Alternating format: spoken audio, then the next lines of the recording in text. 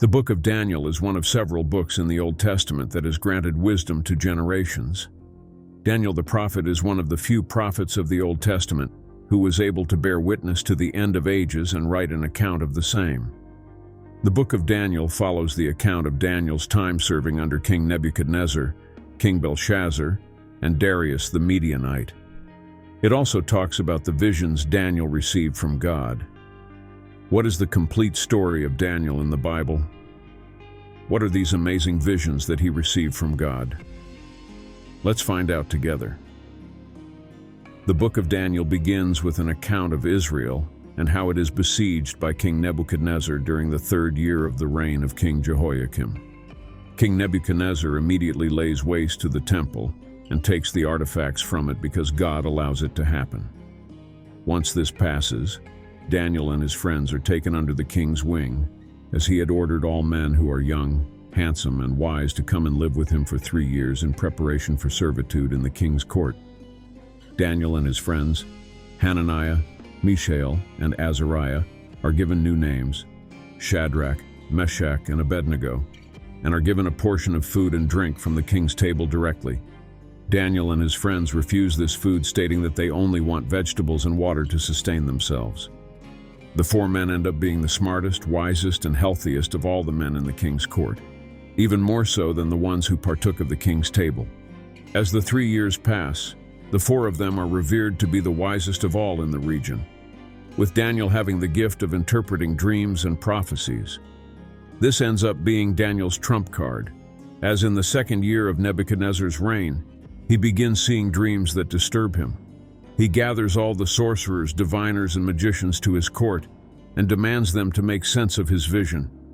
When Nebuchadnezzar feels the magicians are delaying and trying to save themselves, he states that they should now also use divination to tell him his dream, and also interpret it lest they find their heads rolling on the floor.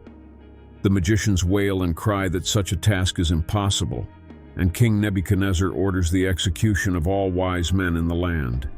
Daniel pleads with the king and asks him for a night's time to interpret the dream. Daniel and his friends pray to God to help them, and the dream that Nebuchadnezzar had and its interpretation is revealed to Daniel in his sleep.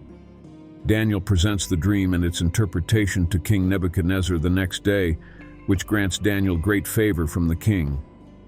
Nebuchadnezzar's dream was a warning from God as to how his kingdom would topple down one day and be replaced by one inferior to his. Daniel's accurate interpretation allows him to be governor over an entire province, and even Daniel's friends are blessed by becoming administrators over the city of Babylon. But although Nebuchadnezzar would admit the God of Daniel was the greatest, he would fall short of this realization very fast. In chapter 3, we can see Nebuchadnezzar building an image of gold and telling all those in Babylon that they should fall before the idol and worship it if they intend to keep their heads on their neck. The people, out of fear, fall before the idol and praise it as their god. But Shadrach, Meshach, and Abednego refuse to do so. Nebuchadnezzar, in a fit of rage, gives them one last chance to save themselves by bowing before the idol.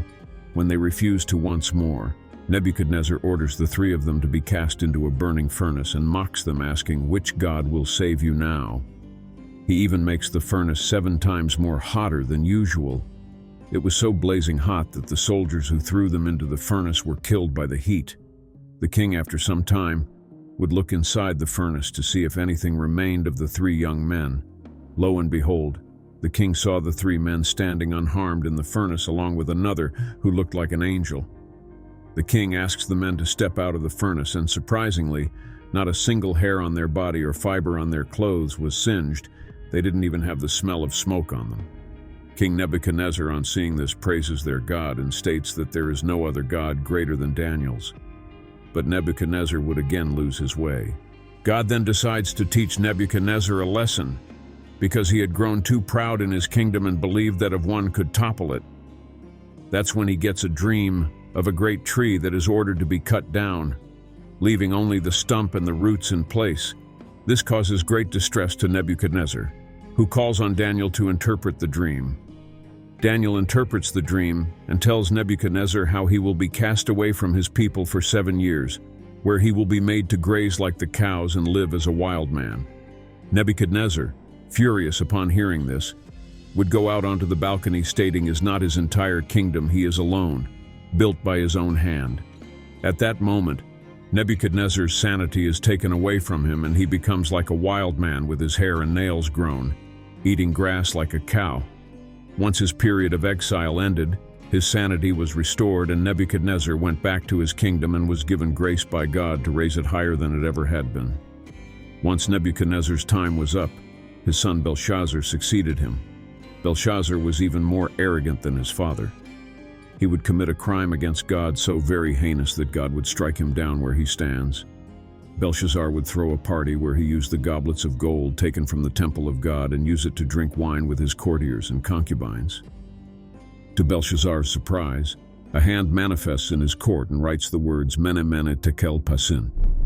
He stops the party and calls Daniel in to interpret for him. Daniel states that the word Mene means Belshazzar's days are numbered, Tekel means he had been weighed on the scales of justice, and Parsin means that his kingdom would be divided between the Midianites and Persians. True to Daniel's word, Belshazzar would be murdered that very same night and be succeeded by Darius the Media Knight. Darius would grow fond of Daniel and his wisdom, but the rest of the court would be jealous of him. They would plan against Daniel and make the king pass a decree that no one should worship any other god other than the king alone. Once the king signed this, the wise men of the court would gather with the king and state that according to the decree, Daniel should be put to death. The king would be distressed and make every effort to save Daniel from his own decree to no avail. The king would call on Daniel and ask him to call on God to rescue him from this situation, and Daniel does exactly that. Daniel is thrown to the lion's den, to which the entrance is sealed with a large stone. Come the next day, Darius runs to the den and cries out to Daniel, and he responds. Daniel cries out from the lion's den, telling the king to not be afraid because he is completely unharmed, for an angel of the Lord had come to Daniel and ministered to him in the night by closing up the lion's mouth. Darius, overjoyed, would take Daniel back to his rightful position and order all the men of the court who had tricked him to be put to death along with their families by throwing them into the lion's den. The book of Daniel from chapter 7 onwards is an account of the apocalyptic visions that Daniel receives from God.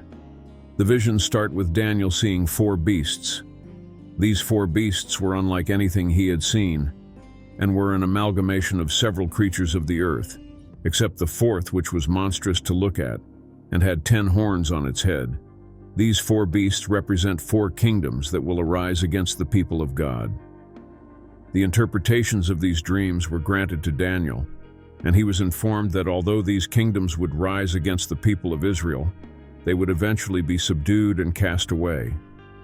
He also sees God himself in all his glory seated in heaven, with the Son of Man appearing before the Father and being granted authority and sovereignty to rule over the earth. This vision is a foretelling of a Messiah who is to come, who is none other than Christ himself. Daniel, after seeing this vision, has another. In this, he sees a ram and a goat, representing the Medo-Persian Empire and the Greeks, respectively. It states how the ram, who was unchallenged in power, was overtaken by the goat, who is now believed to be Alexander the Great. But the goat's great horn is once again split into 4 and one more. This little horn that sprouts becomes greater than the other 4 horns and oppresses the people of Israel once more.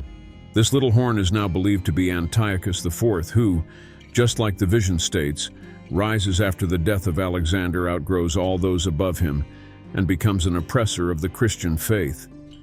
Daniel, aware of the oppression of Israel that is going to last 70 years from the visions of Jeremiah the prophet, would pray a prayer to God to give grace to them to make it through this trial. During this time, he would receive instruction from Gabriel the angel as to 77s, a time frame for the prophecy to take place. Daniel receives one final vision from God showing the wars between the Egyptians and Syrians that were to take place, and the final tribulation that would unfold at the end of days, where the Son of Man, Jesus himself, would conquer all evil and bring about everlasting peace to the earth. A vision that every Christian around the globe prays for every day unendingly.